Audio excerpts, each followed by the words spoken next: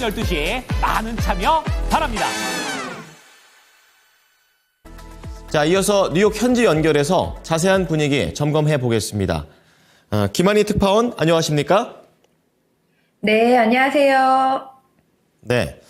자, 뉴욕 증시 3대 지수가 계속해서 상승하는 것은 아닌 것 같습니다. 이날은 약세 정도로 거래를 마치는 분위기였었는데요. 전반적으로 어땠습니까?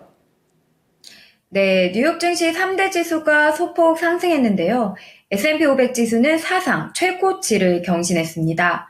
어제 뉴욕 증시가 대통령의 날로 휴장하며 주간 거래일이 하루 줄어든 탓에 거래 분위기는 대체로 한산했는데요. 실적 발표 시즌이 마무리 단계에 접어들고 지정학적 불확실성과 무역 정책 관련 불투명성으로 인해 투자자들의 위험 선호도가 억제된 상황에서 뉴욕 증시 3대 지수는 이날 내내 보합권 등락을 거듭하다가 막판의 위를 향했습니다. 트럼프 대통령의 관세 정책이 강화되면서 투자자들의 우려는 커졌지만 선거 공약보다는 온건한 정책이라는 평가가 강해져 투자 심리가 조금씩 나아지고 있는 분위기인데요. 뉴욕 증권거래소에서 다우존스 30 산업평균 지수는 전 거래일 대비 0.02% 올랐고 S&P 500 지수는 0.24%, 나스닥 지수는 0.07% 상승한 채 거래를 마쳤습니다. 오늘 시장에서는 경영난을 겪고 있는 미국 반도체 기업 인텔 주가가 M&A 가능성에 무려 16%나 급등했습니다. 세계 최대 파운드리 업체 대만 TSMC와 미 반도체 기업 브로드컴이 각각 인텔의 일부 사업 부문 지분을 인수하는 방안을 검토하고 있다는 소식에 따른 것으로 풀이되는데요. 투자은행 레이먼드 제임스의 스리니 파주리는 우리가 판단하기에 인텔 제품과 파운드리를 분리하는 게 가치를 창출하는 핵심이라고 말했습니다. 한때 반도체 왕국이라는 평가를 받았던 인텔은 최근 수년간 실적 부진으로 경영난을 겪고 있는데요. 인텔 구조조정을 지휘했던 팻 겔싱어 전 CEO는 지난해 말 돌연 사임하면서 후임자를 물색 중입니다. 매그니피센트 세븐은 보합권에서 대체로 약세를 보이다 일부 종목이 장 막판 강세로 돌아섰습니다. 애플과 아마존, 테슬라, 알파벳은 약보합을 기록했고 엔비디아와 마이크로소프트는 강보합이었습니다. 메타는 이날 2% 넘게 떨어지면서 연속 상승세를 20거래일로 마감하게 됐습니다.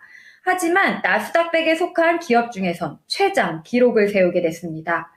AI 서버 기업으로 변신한 컴퓨터 제조사 델 테크놀로지스는 테슬라의 일론 머스크 CEO가 소유한 AI 스타트업 xAI에 50억 달러 규모의 서버를 공급하기로 한 소식이 여전히 호재로 작용하면서 5% 이상 뛰었습니다.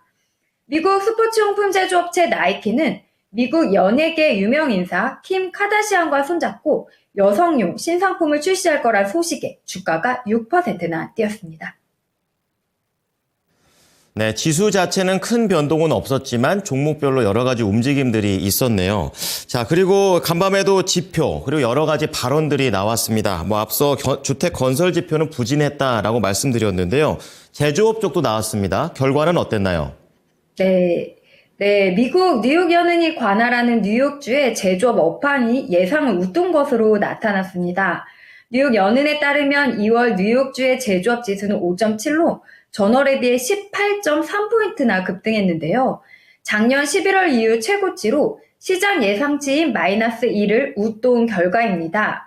0을 기준으로 경기 확장과 위축을 가르는 이 지수는 한 달 만에 위축 영역에서 벗어났습니다. 기업들의 투입 비용을 보여주는 구매 가격 지수는 40.2로 전월 대비 11.1포인트 뛰어올랐고요. 2023년 3월 이후 거의 2년 만에 최고치를 기록했습니다. 오늘도 연준 위원들 발언 이어졌는데요. 주요 연준 인사는 매파적인 입장을 거듭 드러냈습니다. 메리 데일리 미국 샌프란시스코 연은 총재는 인플레이션이 지속적으로 하락할 때까지 통화정책이 제약적인 상태를 유지해야 한다고 밝혔는데 연준은 지난해 기준금리를 1%포인트 인하한 이후 지난달 기준금리를 동결했었습니다. 제롬 파월 연준 의장을 비롯해 데일리 등 연준 관계자들은 인플레이션이 완화되고 트럼프 대통령의 경제 정책이 구체화될 때까지 추가 금리 인하를 서두르지 않겠다는 입장을 유지하고 있는데요. 데일리는 연준이 트럼프 행정부가 추진하는 일련의 새로운 정책이 경제에 미치는 순영향을 충분히 평가한 후 통화 정책을 조정해야 한다는 기존 입장을 재확인했습니다. 미국과 러시아는 우크라이나 전쟁을 끝내기 위해 사우디아라비아에서 첫 협상에 나섰습니다. 마코 루비오 미국 국무장관은 이날 사우디아라비아 수도 리야드에서 우크라이나 전쟁 종식을 위한 미러 고위급 협상을 마친 뒤 가진 기자회견에서 오늘은 길고 힘든 여정의 첫 걸음이지만 중요한 여정이라면서 전쟁을 종식하기 위해서는 관련 당사자 모두의 양보가 필요하다며 우크라이나와 유럽도 종전 합의에 동의해야 한다고 강조했습니다. 또한 조금 전에는 관세와 관련한 트럼프 발언 나왔었는데요. 미국에 수입되는 자동차에 부과되는 관세가 25% 수준일 것이라고 밝혔습니다. 트럼프는 4월 2일에 발표할 건데 의약품 관세는 25% 이상이 될 것이라고 설명했습니다. 이제 내일 일정 살펴보겠습니다. 내일은 지난달 FOMC 의사록을 발표하는데요. 연준은 지난달 FOMC에서 금리를 동결하면서 인플레이션에 진전이 없다고 시인했었습니다. 경제지표로는 1월 주택 허가가 있고요. 연준 위원 인사 이어집니다. 내일도 필립 제퍼스 연준 부의장 연설 예정돼 있고요. 리오틴토 실적 공개됩니다. 네, 내일도 중요한 의사록이 또 공개가 되네요. 잘 지켜보겠습니다. 감사합니다. 네, 감사합니다. 지금까지 모닝인 뉴욕이었습니다.